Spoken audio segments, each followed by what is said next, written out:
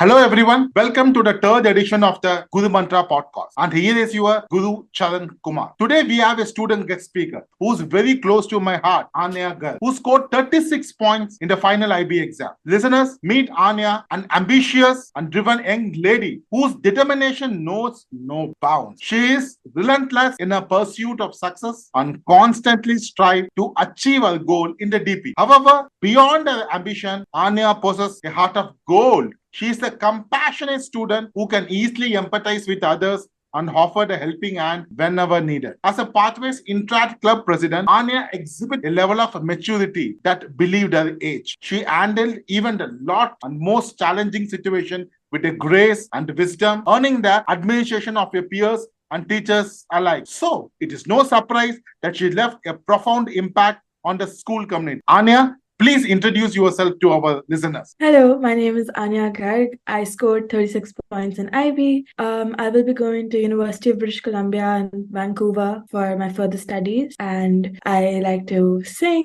I like to read, and I like to do community service a lot. Yeah. Okay. Anya, we will start with some of the questions related to ESS paper 1. Can you tell what advice would you give to a student aiming to improve their performance in the paper 1? Is there any specific study technique or resource that you found particularly helpful in your DP ESS journey? Firstly, I think it is important for us to establish that for paper 1, you don't really have to go deep into your textbook. So I would advise you to go through a few websites. We have Mr. Green's website. We have Dr. Markham's YouTube channel, which basically gives you an overview of all the different ESS topics. And of course, we have ESS Gurumantra. All three resource banks are wonderful when you want to go through paper 1 and get an overview of all topics. I understand that sometimes you can be short of time. So I think that these are wonderful resources. Other than that, I would advise everyone who's listening to do past papers as much as you can, because they're really important for you to really know how much you should write according to the marks which a question, requires. So I think that is something that one should really focus on for paper 1. Brilliant. So now, Anya, can you tell the data booklet plays an important role in paper 1? How did you make the most of the information provided in the data booklet to support your answer? Can you give any tips or specific example you can share with our listeners? Sure. So for data booklets, I think this is basically your Bible for paper 1, right? So what you need to do, like at least what I did and what Guru Sir also suggested us to do, was that for your first 5 minutes, just flick through the booklet, get like whatever information you can of the case study provided, so that you have a general idea as to what you're gonna, answer after your reading time. For the data booklet and also for the 6-marker question, it is important that you are well versed with the data booklet, because you have to write answers in accordance to that. Other than that, because you're going through your data booklet in the first 5 minutes, you should always write your 6 markers first.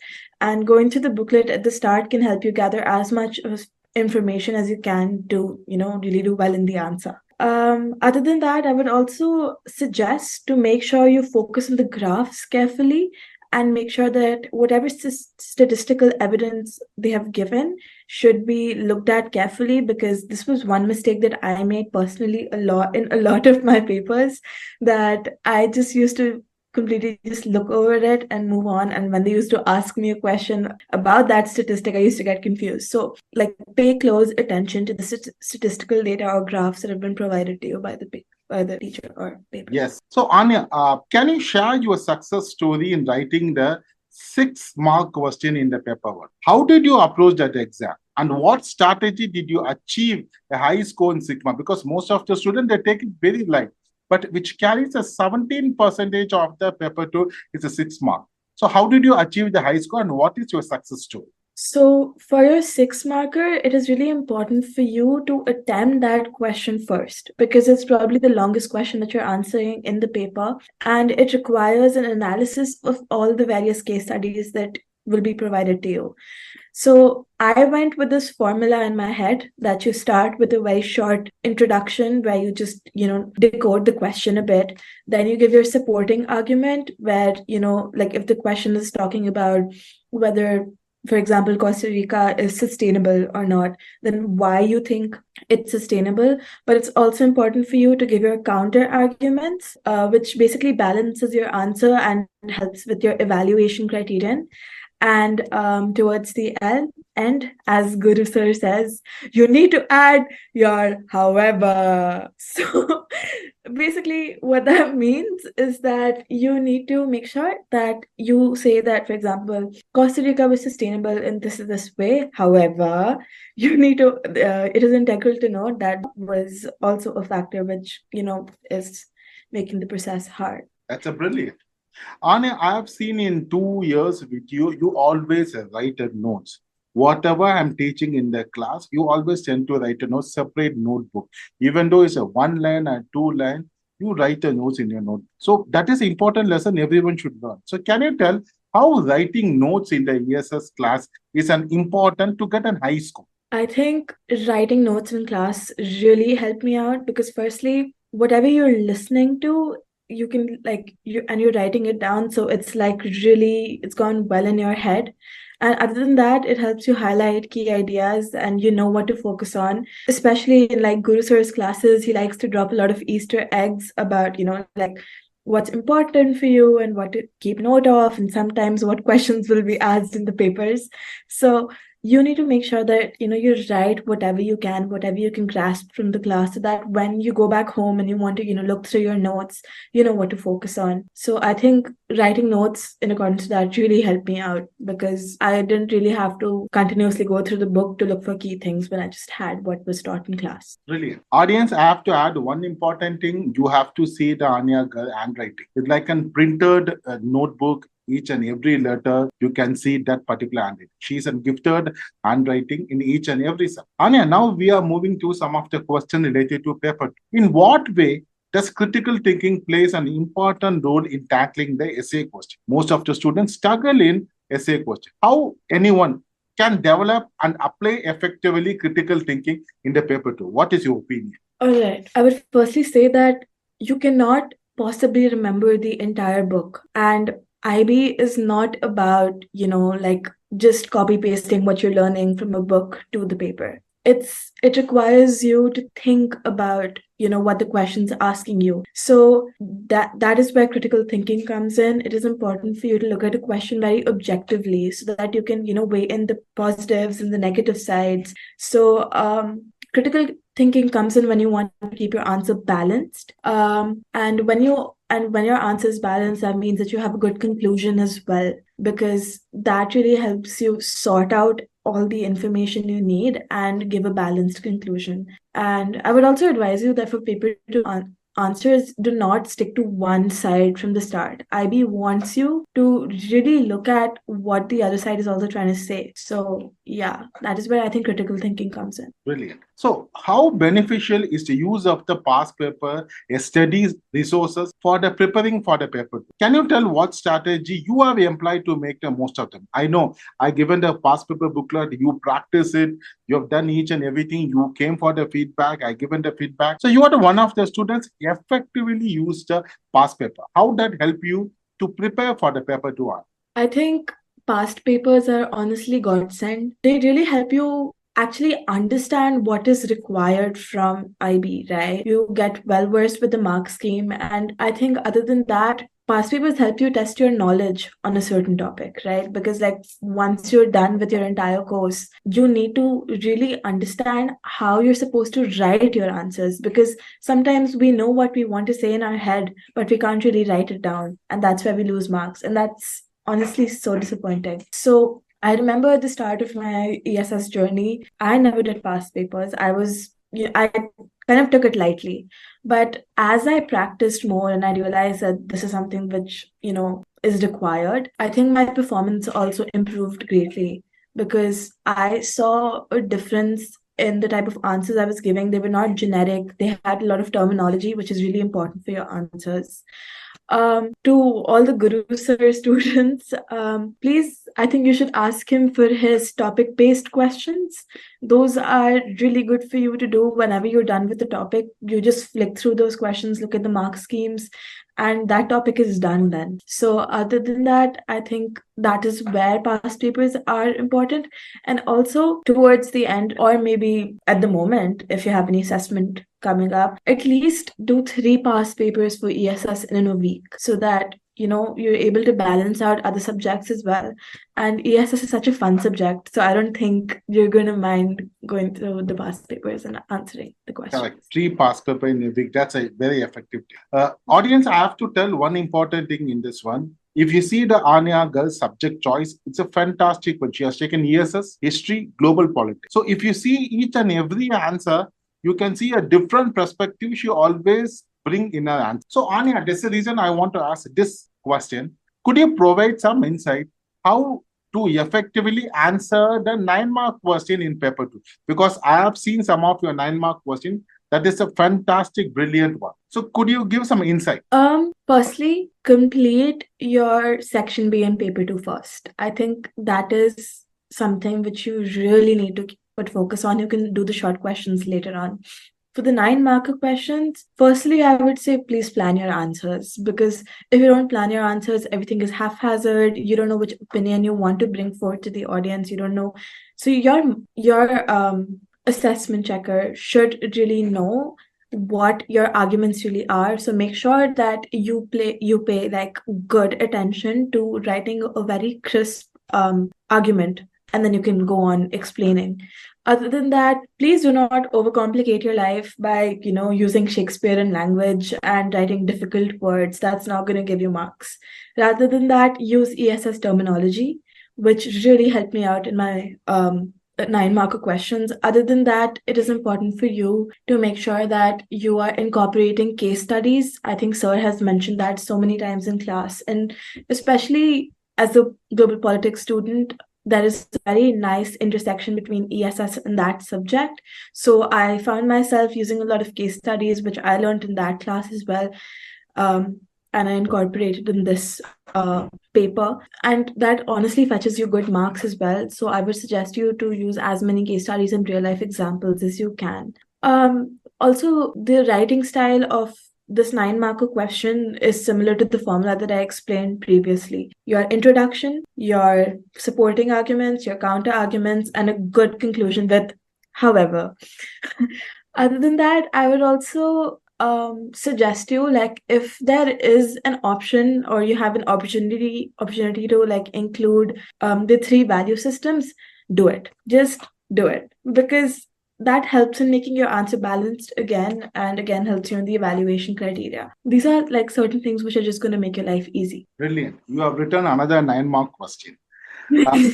Anya, can you tell for students who find themselves short on time, what are some effective last-minute revision strategy for paper 2? Especially you have applied for the last-minute revision for the paper 2. Can you please share your insights? Okay, so firstly, if you're in 12th grade and listening to this podcast, I would suggest you please make a set timetable where you give each subject equal importance. I know it's hard and all our priorities are different. We have different career paths.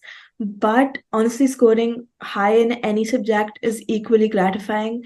So organize yourself. But if you are like me and are unable to, I will share a secret. I submitted my EE on the day I was graduating. So please don't be like me and make sure you are sorted with all your timelines, right? I would suggest you to, again, go through ESS Gurumantra, Mr. Green's website, and Dr. Markhan's YouTube channel. They saved my life in this subject. Honestly, they were so easy to go through and very interesting, in fact. Other than that, if you want for your 9-marker questions, and especially paper 2, you should look at the case study bank in ESS Gurumantra. So basically, you don't really have to go through the book again and again and again. You just can look at the case study bank and just go through the case studies. However, I would suggest you to go through the book at least once or twice before your exam, because that book is also godsend. And at least like towards the end, I know it's hard and you want to cram up as much of content as you can, but do at least 1 or 2 past papers, because again, like I mentioned previously, it's going to help you learn how to write really well. So yeah. That's a brilliant answer. So Anya, now we are moving to some of the questions related to the I still remember, Anya, whenever I have a lack of idea, you always come and give a lot of ideas related to IA. I hope you remember that one particular idea which I changed my entire course. Listeners, please note, she has given a fantastic idea to do the IA on every week. So that will help to complete the entire batch. I had a 44 student. Our idea, small idea, change my entire IA timing and IA feedback. Still, I cannot forget that particular help, Anya. So, your first question for IA related is when conducting a secondary research. I know you have done it as secondary research based on the shark. What strategy did you employ to collect the data effectively for ESSIA to get a 7, which you scored? Firstly, I'm so sorry. I would like to congratulate Guru sir for so many sevens and IAs. Without his help, I don't think like so many students would have like achieved a seven. So congratulations, sir. You really helped us out with the Thank you. IAs. Thank you, Anya. But yeah, so to answer your question, there were quite a few resources which Sir only suggested to us. For example, Statistica. That was a very good source for your data analysis section because it's giving you all statistical evidence that you need for your research. Other than that, for my IA personally, I went through a lot of government archives for my topic because that was really helpful. You know, sometimes when you get knowledge from these type of sources, they are very true to their word, right? So government archives really helped me out. Like this is if your IA is based on a country overall. Other than that, Google Scholar was also another good source. I also went through a lot of sample IAs. That really helped me out to really figure out what I'm supposed to write. So these are a few sources and strategies that I went through for my research. And yeah. Brilliant. So, Anya, can you tell what is the most important aspect to consider before starting a student on the ESSIA? And how did it shape your approach? That is, before you're starting the IA, what are the important things students have to consider? Firstly, this was one mistake that I made and I had to like correct it like 3 times. Please make sure that your topic has a lot of scope for research. I changed my topic thrice. You do not have to be unique.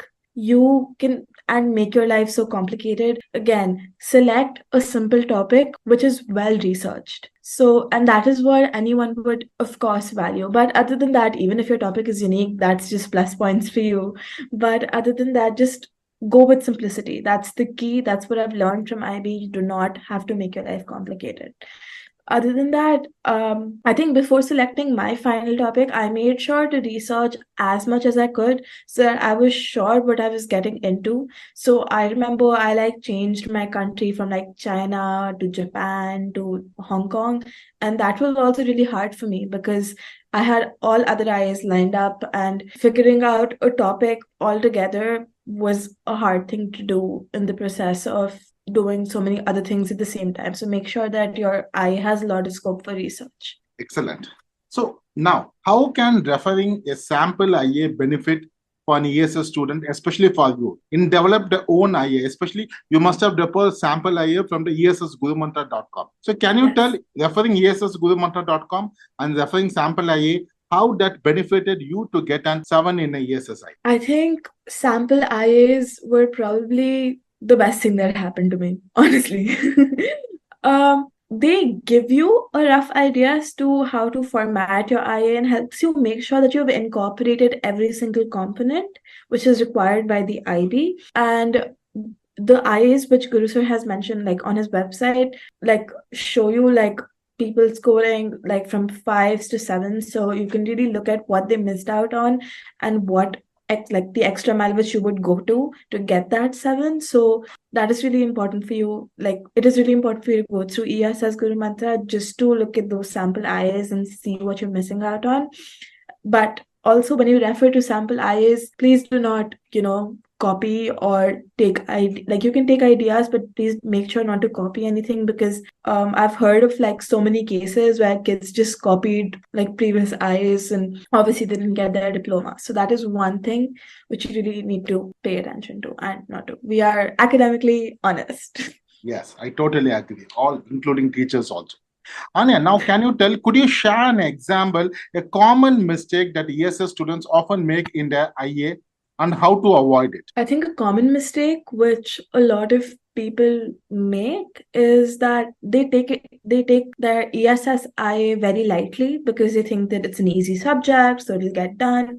But I think it was one like I think ESSI was one eye that I worked on like towards the end. So like it was something that took a lot of time for me to, really perfect. So please don't take your eye lightly, and please make sure that you keep the word count in your mind. Like it's really important that you are meeting the word count. Sometimes we kind of go ahead of it and then we regret it and then you have to cut down on words, and that's also something that is really hard because you don't want to delete what you wrote, right? So that is something. And also make sure that your discussion and evaluation bit is detailed. So try to bring your words, like use heavy good language towards the end, because that's where you're concluding and looking, evaluating, analyzing whatever you have, researched on. So make sure that you do not miss out on these things. So, Anya, I have a some couple of questions. Can you tell how is DPESS different from other IB subject? I feel that DPESS is widely different from other subjects because it is important for us to understand the situation that our world is in at the moment. There are environmental disasters everywhere. You know what's happening in the world right now. Look at Canada, the wildfires that are happening.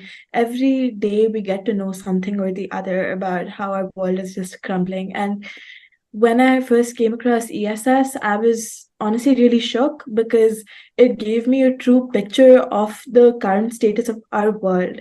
And that was something that really stuck with that really stuck with me. And yeah, and I just feel like when we even had our Safe Soil campaign in school, I was deeply impacted by it, and ESS solely helped me, get motivated to, participate more because I knew what was going on, and also helped me want to, do stuff that is going to help us in the world for the environment. Other than that, in ESS, the topics at the end of the day are generic, right? In the best way possible. So that really gives us an opportunity to connect it with different subjects. You cannot do that in physics, you cannot do it in bio, chemistry, whatever other subject is there. I think like ESS as a science really helps us do that because you can connect various concepts with the subject and they're always going to make sense. Brilliant. So that really helps us. Yes, there is a special reason why I'm asking for this particular question. Anya, now can you tell how your attendance, especially student attendance, is contributed to scoring a high, especially ESS? Because there's a reason why I'm asking. I still remember, listeners, please note, even though Anya did not come to the class, she will attend the class to Zoom meeting. I vividly remember in one of the class, she was in the hospital. From the hospital, she was attending her class through the Zoom. Am I right, Anya? So that kind of the classroom attendance severeness you can see with Anya. That shows how this girl is dedicated. So Anya, can you tell how the attendance of a classroom plays an important role scoring high mark? Guru sir is basically Eminem's his way through his classes. So you cannot really miss out on anything. We like cover whole topics in one class. They're super detailed, so you don't want to miss out on any information. And also, as I mentioned, Guru sir drops a lot of clues and Easter eggs in class. And why would you want to miss that? Because sometimes people don't take notes and they barely remember what happened in class. So rather than that, just attend the class, and that would just help you. At the end of the day, all of this attending classes, doing all these various things are just going to help you towards the end. And yeah, that was something that solely motivated me to go to class every time. Okay, Anya, thank you so much. It's a brilliant conversation with you about your success. And all your experience will be a lesson for many DP students, especially ESS students who want to achieve high grades. Anya, your final words. Thank you so much, Guru sir, firstly for inviting me to this podcast. Whoever's listening to this, guys, please, IB is not as hard as we make it in our heads. We will get through this. You will get through this, okay? And enjoy as much as you can. Make as many memories as you can. Do not think that your academics are larger than life. Make sure that you're taking breaks. It's so important for you to take breaks. I did not take breaks, and that really impacted me. And just make sure that you're making as many memories and are having fun. Because I can't believe I'm saying this, but like I miss doing like the IB. I miss studying because the courses were so good. Yeah, that's it. That's all I But want to say. yes, audience, please note when I see the Anya Garg photo on the toppers list, I was jumping to the sky. I was sending that message to my wife, okay, my grandparents, friends, everyone to see this girl. Finally, this girl photo is on the toppers list.